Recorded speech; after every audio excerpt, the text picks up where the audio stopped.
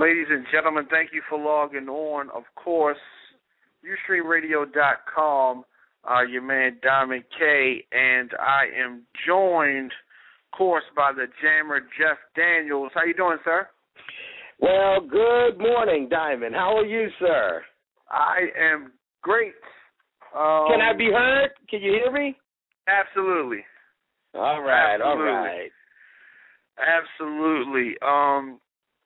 Of course, we're here to do this special edition. We want to talk a little bit about Marcus Alexander Bagwell, also known, I guess, more popular as Buff Bagwell. Right. From the WCW days. Absolutely. He was in WCW from 1991 until the end in 2001. Five-time World Tag Team Champion. All in all, what are your memories of the career of Buff Bagwell? Well, he was a young buck back then, and he was part of of course, the Monday Night Wars.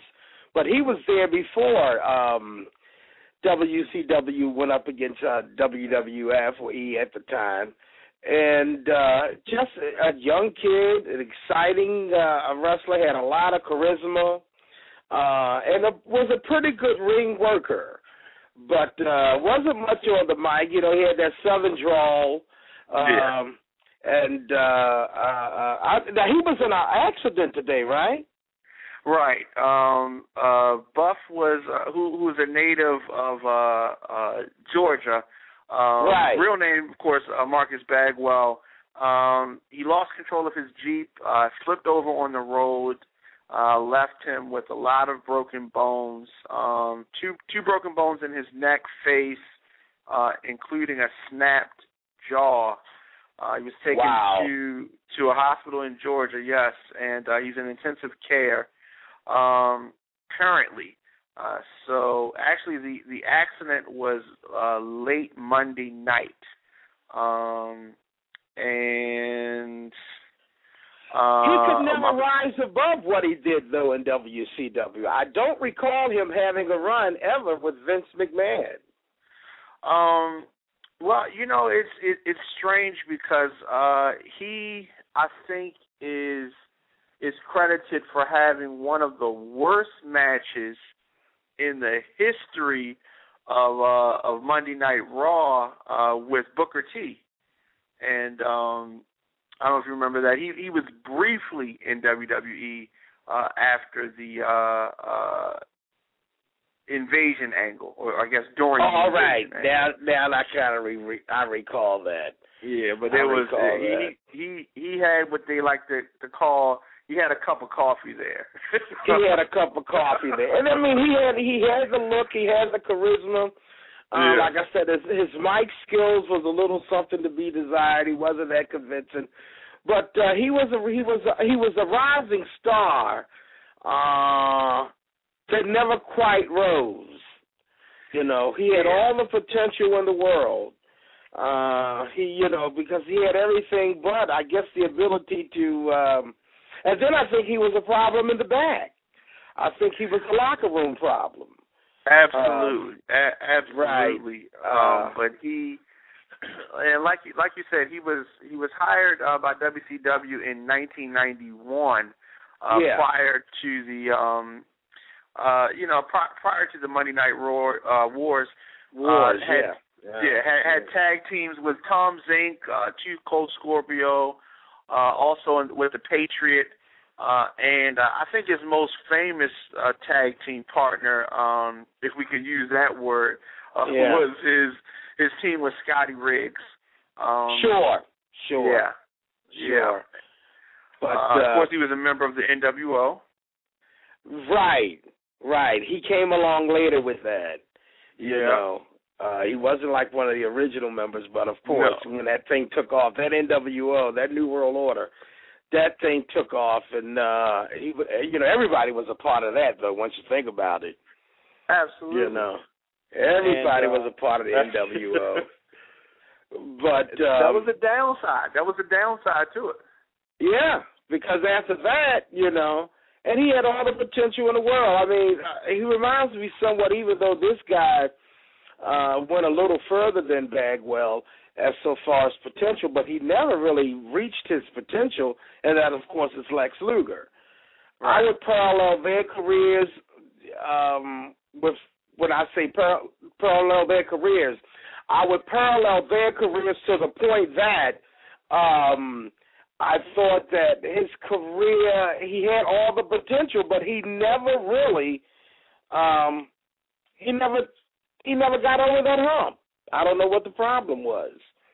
Yeah, I mean, I think, like you said, I think that part of his problem was he wasn't exactly great on the microphone. I mean, he had a good look, right? But he couldn't really get over what he wanted to do and convey his message to the fans properly with the mic. To me. And was he better as a heel or was he better as a baby face? I think he actually was better as a baby face because to me, to get over as a heel, you really need to be able to talk. And if you can't talk, you need to have somebody that can talk for you. Exactly, which they don't have anymore. Right. They I mean, you got Brock Lesnar talking now. He really, to me, he really needs Paul Heyman or somebody like that. They just kind of leave him out there. Who has let it be known that if Vince McMahon wants him to come back and manage in the WWE, he would be willing to do it. But who wouldn't? I think that ship has sailed, I think that ship has sailed with the megaphone and all. But, yeah, it's too bad that, this happened. Did they say what caused this accident? Has anybody alcohol or, with these wrestlers, any kind of illegal substance involved? Has that been determined? They're saying, no, that part hasn't, but they're saying that quite possibly he had a seizure before the accident. Well, of course, he was, in the steroid era. Definitely. Definitely. I mean, you look at him. And there was a rumor that he was, being as though his name was Bagwell, that he was related to the baseball player for the Houston Astros. I know his last name was Bagwell. I can't think of his first name, and I'm a baseball fan. I can't. This guy's probably going to wind up as a Hall of Famer. But I don't believe that. I think that was a rumor. I don't think they're related. Yeah, just because of the same. Last name. Because of the same last name. Now I don't know if you remember. It's unfortunate. Yeah, I don't know if you remember in '98 when he was still in WCW on an episode of Thunder. Rick Steiner broke his neck trying to deliver a bulldog. And he recovered that. Recovered from that. Needed to use a wheelchair and a neck brace for some time, and returned later on.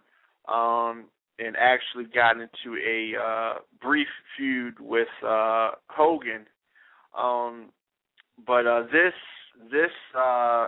injury is much more severe than that. And my question is to you, Diamond K, was he still active in wrestling? Was he on the independent circuit or? Yeah, actually, he was on the independent circuit, and also he had some brief appearances in TNA in 2002 to 2003. Yeah, he was there, and also in 2006, he was involved in some brawls with Jeff Jarrett and Sting, but very briefly. It was, he had a cup of coffee there as well. Right, that was his problem. He had a lot of cup of coffees everywhere. But he was on the independent circuit, most prominently wrestling for the National Wrestling Alliance, the upstart territory that they have in Mid-Atlantic. The NWA, okay. Yeah. So that's what he was doing. A good show to do on this wrestling blog talk would be Where in the World Are They Now? Because you brought up Rick Steiner. Where is Rick Steiner? Absolutely. Did anybody find him?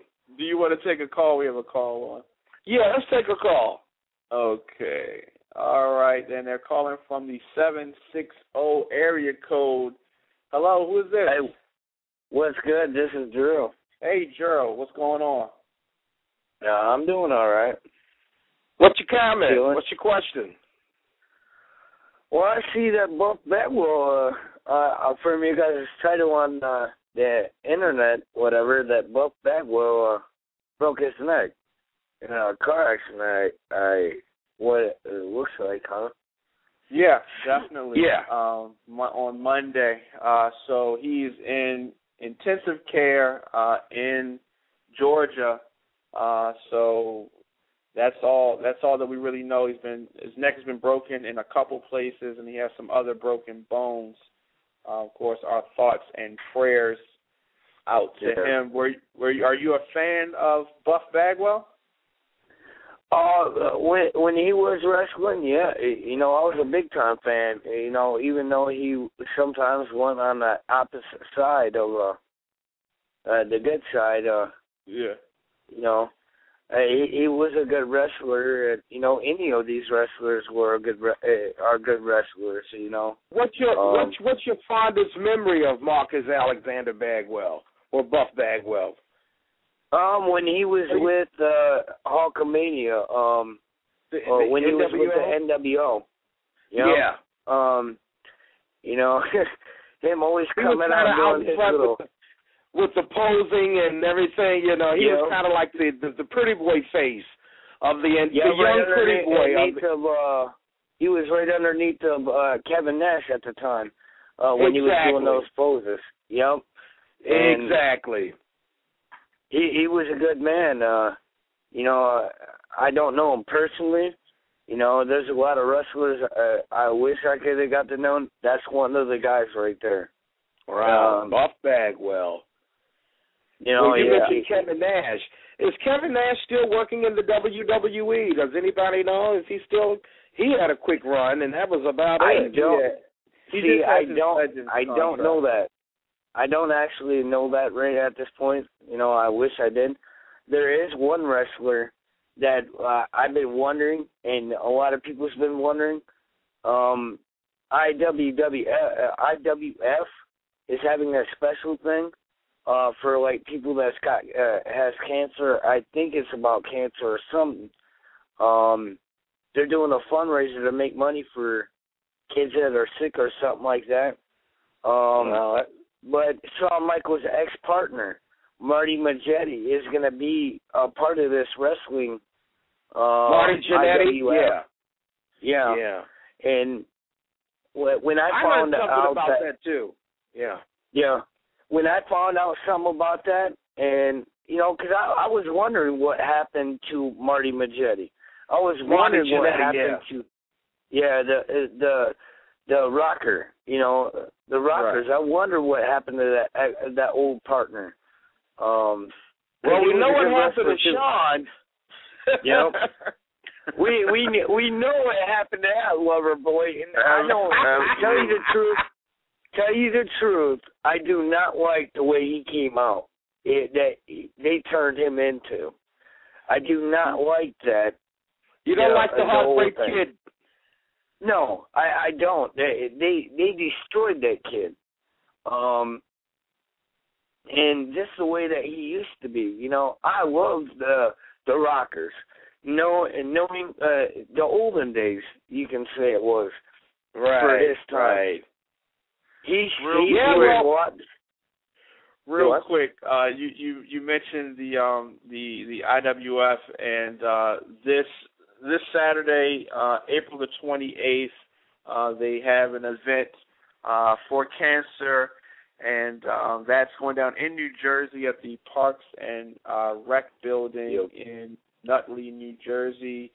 You get to see Tito Santana, as you mentioned, Marty Jannetty, and also Jim Powers and others. Jim Powers, wow. Yeah. Yeah, you get to see a lot of people that you wonder where they went. And, right. You know, for, like I said, Marty Jannetty, anybody that is going to that, you know, you got to realize, you know, it's not about the wrestling. It's about these cancer victims, you know, and I support them. You know, that's a good event. You know, a lot better than I am to WWE right now. Okay. If I could make it to this event, I would go. And where are you calling from? What part of the country are you calling from? I'm calling from Lansing, Michigan right now. Okay. All right. All right. That's a hot wrestling area. Did you make it out to Raw Monday? No, I did not get to. No. I know. I heard it was on in Detroit though. Yeah, it was in Detroit. Absolutely. Yep. I did hear that, you know, but we're going to try to get something going. I looked at prices or whatever for the IWF, you know, the payback for the community or what's been happening up here. We're going to try to get some of these wrestling things to come up here. Well, wrestling has always been good for fundraising and for kid wishes and different organizations like that. So it's good to see that the guys are, you know, going to put the tights on and get out there and raise some money for a very good cause. And that should be a very good event. I wish them luck with that. Well, what we want to do up here, because we just had a fire up here, that was probably about 2 trailers away from us. We actually, you know, we were a part of that fire because the smoke got in here and I almost didn't make it. But instead of it making me look like a victim, I'm going to turn around and try to raise up some money so I can pay for these wrestling people to come up here, put a smile back on the community for the little kids, you know. Absolutely. Because some of the places that got hit, you know, it turned people down.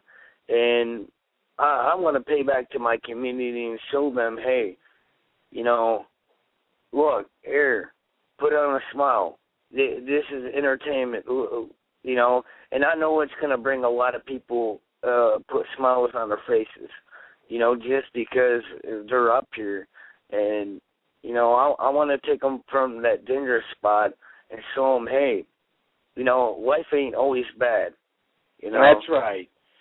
And I'm glad you made out okay, and I wish you guys luck with your event. And, you know, make sure you give us a call on this wrestling show because, Diamond, you probably can tell him when he can catch us on a regular basis because I'm an old-school wrestling fan, and when you talk about the Michigan area, I go back to the original Sheik and Bobo Brazil and Andre the Giant, you know.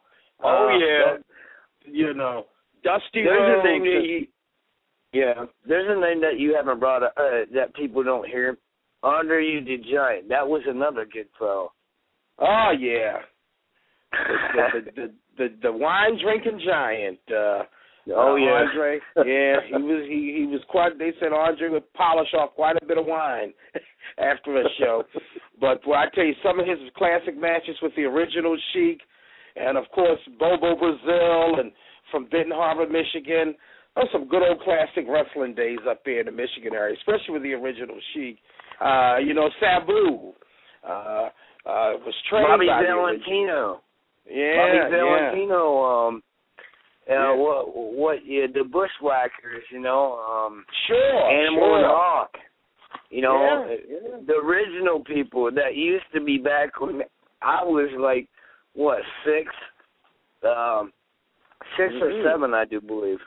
All right. Oh yeah, definitely like to reminisce.